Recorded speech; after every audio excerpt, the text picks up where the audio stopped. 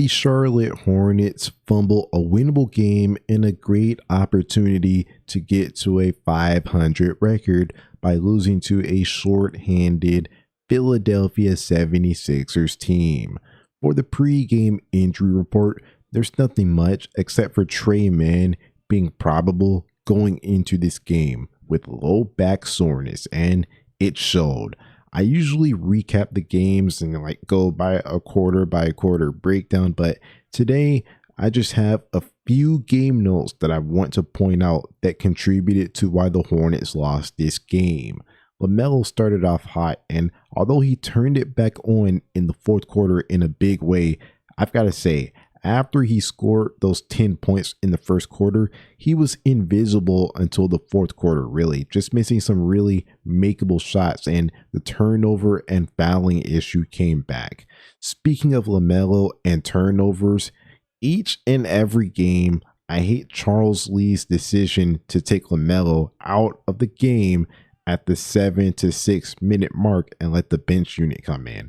Everything would have been okay if Trey was good, but he's been inconsistent this season. So I hate that the Hornets are always playing from behind with the bench unit. All bench units, I've got to say.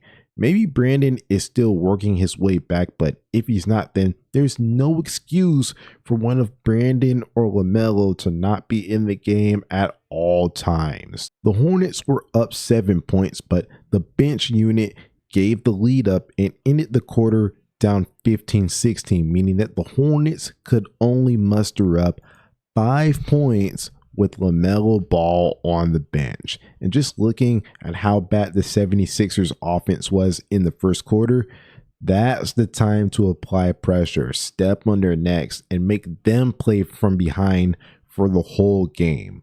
But Charles Lee doesn't coach the game. He doesn't coach within the flow of the game. He always has these preset rotations which just don't work in every matchup. Speaking of the bench, this isn't exclusive to them, but they're a big culprit of it. At a point in this game, in my notes, when I started tracking scores, I noticed that the Hornets were always shooting late clock with a red shot clock, like 5, 4, 3, 2 seconds left. So every time they shot late clock, I tracked it down, and it was a lot of times for sure. The offense needs a lot of work. Just can't keep on getting low percentage shots, late shot clock shots under a lot of pressure. Speaking of offense, the bigs, Tijan and Musa, are terrible.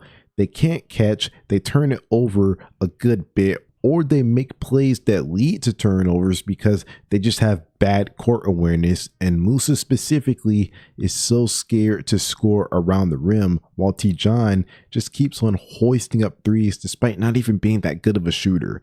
They're so bad. Add that to Taj Gibson looking so tired out there.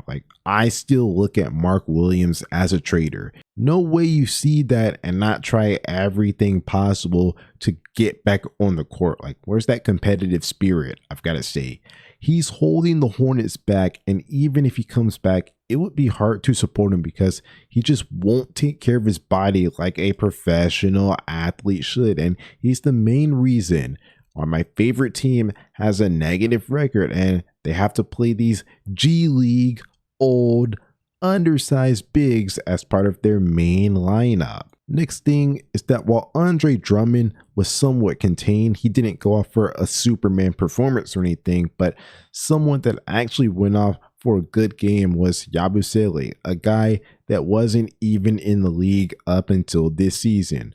I would consider that blow up to be a lucky one, while Jarrett McCain just went at Brandon's defense, which was upsetting to see.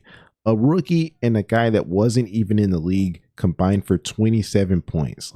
That just can't happen.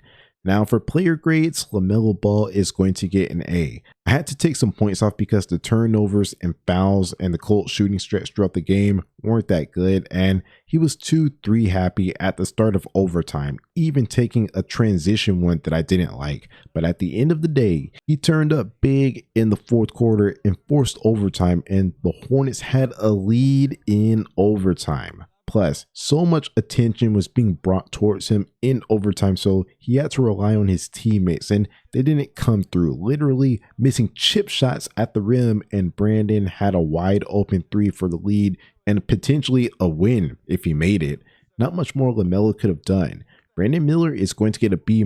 He provided some good scoring, but that faded away in the clutch. Also, he got worked on defense by Jarrett McCain. Grant Williams is going to get a B+. He played some solid interior defense and he made some clutch free throws. And that's really it for the player grades. Those were the only guys that contributed and even scored double digits. So everyone else is easily going to get an F for this game. And this was really one of those games where having one of the guys that were out really could have helped, but that was not the case. The Hornets take on the Orlando Magic on Tuesday in the first game of the in-season tournament. No Paolo, so this should be circled as somewhat of a winnable game, but the Hornets couldn't beat an Embiid-less, Maxey-less 76ers team, and a lot of the air got taken out of this upcoming game because they would have had a 500 record going into this Magic game looking to go positive, but this loss is really messing things up.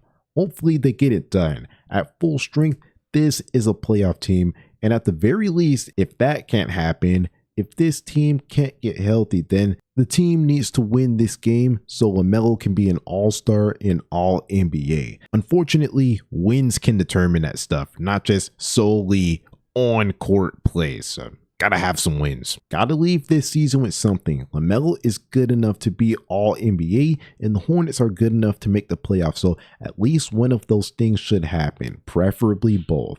But yeah, that's all for now.